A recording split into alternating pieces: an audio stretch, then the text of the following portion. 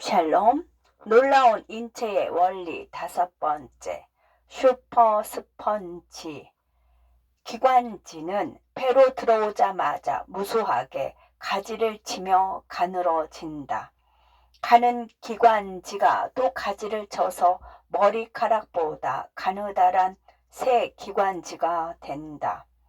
새 기관지 끝에는 포도송이 같은 폐포, 허파꽈리가 달려있다.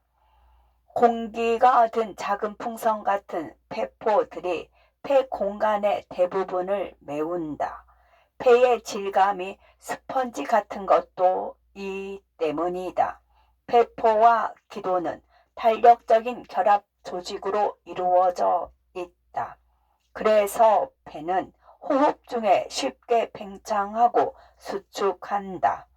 폐에는 혈관이 방대한 망을 이루고 있다. 폐가 분홍색인 것은 그 때문이다. 폐포는 폐 하나에 1억 5천만 개쯤 들어있다. 모세혈관이 폐포 표면을 그물처럼 덮고 있고 그 속에서 피가 끊임없이 흐르면서 이산화탄소를 폐에 내버리고 산소를 집어간다. 폐포는 아주 작다. 하지만 벽이 얇고 서로 연결된 이 공기 주머니들은 폐를 가득 채울 정도로 수가 많다. 양쪽 폐의 폐포를 모두 펼친다면 가로 9m에 세로 7.7m인 직사각형 모양의 한쪽 면에서는 피가 흐르고 다른 쪽 면은 공기에 접한 축축한 상피 조직이 될 것이다. 짐 싣고 내리기. 산소와 이산화탄소의 교환은 빠르게 일어난다. 공기가 가득한 폐포와 피가 가득한 모세혈관은 0.001mm밖에 안 되는 얇은 막을 사이에 두고 있다. 막은 폐포벽, 모세혈관벽, 그리고 두 벽 사이에 엉성한 바닥판으로 이루어진다. 두 기체의 교환은 경제적으로 이루어진다. 분자들이 농도가 높은 곳에서 낮은 곳으로 자연스럽게 이동하는 확산 현상에 의존하기 때문에 에너지를 전혀 소비하지 않는다. 산소가 모세혈관으로 들어가면 적혈구가 당장 산소를 잡아채서 멀리 가져간다. 우리가 쉬지 않고 숨을 쉬기 때문에 폐포의 산소 농도는 계속 높게 유지되고 혈류가 끊임없이 산소를 가져가기 때문에 모세혈관의 산소 농도는 계속 낮게 유지된다. 폐포 벽에는 물기는 폐포 안쪽 면으로 표면 활성 물질을 내놓는 특수한 세포들이 있다. 표면 활성 물질은 물 분자들이 서로 둘러붙는 것을 막는다. 이 물질이 없으면 우리가 숨을 쉬는 사이에 폐포 공간이 폭삭 짜부러질 테고 그러면 치명적일 것이다. 적혈구 집중 조명. 적혈구 집중 조명. 적혈구의 삶은 매우 바쁘다. 그리고 비교적 짧다. 적혈구는 몇몇 뼈 속에 골수에서 1초에 약 2만 개씩 만들어진다. 골수 속의 줄기세포들이 끊임없이 분열해서 적혈구가 된다. 적혈구는 제가 최대한 가지고 있을 수 있는 만큼의 헤모글로빈을 생산하는데 세포 핵을 도려내면서부터 헤모글로빈을 담는 공간을 늘리려고 한다. 골수를 떠나 혈관으로 들어올 때쯤이면 적혈구는 최대한 재빠르게 산소를 잡았다 놓았다 하기에 적합한 매끄러운 윤곽을 갖추게 된다. 적혈구는 약 120일 동안 온몸을 여행한다. 비교적 작고 유연한 세포이기 때문에 가장 구석진 곳의 세포들에게도 갈 수 있다. 이 과정에서 적혈구에 마모가 일어날 수밖에 없고 결국 적혈구는 약해져서 더는 일할 수 없게 된다. 적혈구는 여행하는 동안 윗 옆에 있는 지라, 비장을 여러 번 통과하지만 한번 그곳에서 잡히면 다시는 나오지 못한다. 헤모글로빈은 주로 지라에서 분해된다. 지라는 헤모글로빈의 철과 아미노산을 수거하여 재활용하고 나머지는 쓸개즙 색소로 바꾼 뒤 혈류를 통해 간으로 보내어 제거한다. 친구일까 적일까? 사람마다 독특한 정체성이 있듯이 적혈구도 그렇다. 적혈구의 표면에는 저마다 다른 항원이 붙어 있다. 항원이란 탄수화물과 단백질로 이루어진 분자 표지로 어떤 항원이 있느냐 없느냐에 따라 그 사람의 혈액형이 결정된다. A 항원만 있으면 A형이고 B 항원만 있으면 B형, A 항원과 B 항원이 함께 있으면 AB형이다. 어떤 항원도 없다면 O형이다. A 항원과 B 항원은 수혈할 때 특히 중요하다. 적혈구가 떠있는 현장에는 항체도 떠다닌다. 항체는 다른 곳에서 들어온 세포나 단백질과 결합하여 그들을 파괴할 대상으로 표시하는 일을 맡는데 이 항체가 수혈 과정에 문제를 일으킬 수 있다. A형 B에는 B 항원과 결합하는 항체가 담겨 있고 B형의 B에는 A 항원과 결합하는 항체가 담겨 있다. 만약 B형의 B를 실수로 A형 사람에게 수혈하면 어떻게 될까? 기증자의 피에 있던 항 A 항체는 금세 희석된다.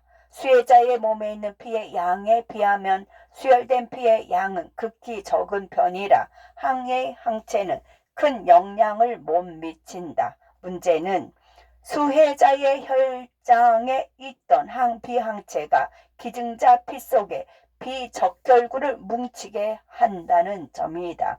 이 덩어리가 혈관을 막으면 고통스럽고 때로 치명적인 결과를 가져올 수 있다. AB형 B에는 항 A 항체도 항 B 항체도 없기 때문에 어떤 혈액형의 피라도 받아들일 수 있다.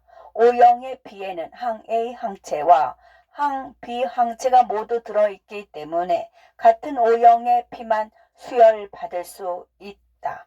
O형 B의 적혈구는 A 항원도 B 항원도 없기 때문에 A형, B형, AB형에게 모두 피를 나눠줄 수 있다. 순환 중 살아있는 혈관들은 발가락에서 치아까지 몸 어디로든 뻗어서 방대한 그물망을 이루며 필요한 곳에 피를 전달한다. 이 광범위한 전달 체계도 순환계의 핵심인 기운 센 펌프, 즉 심장이 없으면 아무짝에도 소용없다. 심장은 왼쪽과 오른쪽 두 부분으로 나뉘어 있고 그 각각의 심방과 심실이라는 두 방으로 나뉜다. 심방은 피를 받아서 심실에 건네주고 심실은 그 피를 심장 밖으로 내보낸다. 혈액이 심장을 한 바퀴 도는 데는 60초가 걸리는데 심장을 한 번이 아니라 두 번 들어왔다 나간다. 심장의 왼쪽 부분과 오른쪽 부분은 서로 다른 혈관망 순환으로 피를 펌프질에 내보낸다. 첫 번째 순환은 이렇다. 심장의 오른쪽 부분이 산소가 부족한 피, 푸른색을 폐로 펌프질하여 신선한 산소를 받아오게 한다.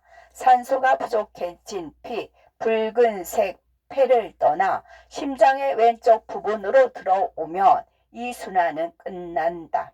여기에서 피는 두 번째 순환으로 들어간다. 첫 번째 순환보다 훨씬 큰 순환, 즉 온몸을 도는 순환이다.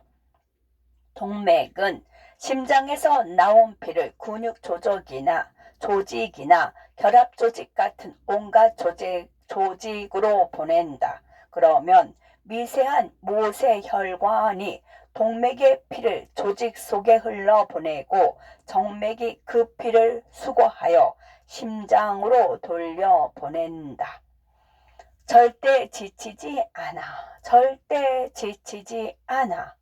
심장의 네 방을 감싸는 벽은 대개 심장 근육, 심근으로 되어 있다. 몸에서 오직 심장에만 존재하는 근육이다. 가지가 돋은 심장 근육의 근육세포들은 서로 단단하게 고정된 채 다발로 묶여 있고 그 결합을 더 강하게 해주는 결합 조직, 섬유도 섞여 있다. 이렇게 하면 근육세포들이 수축해도 세포 사이가 찢어지지 않는다.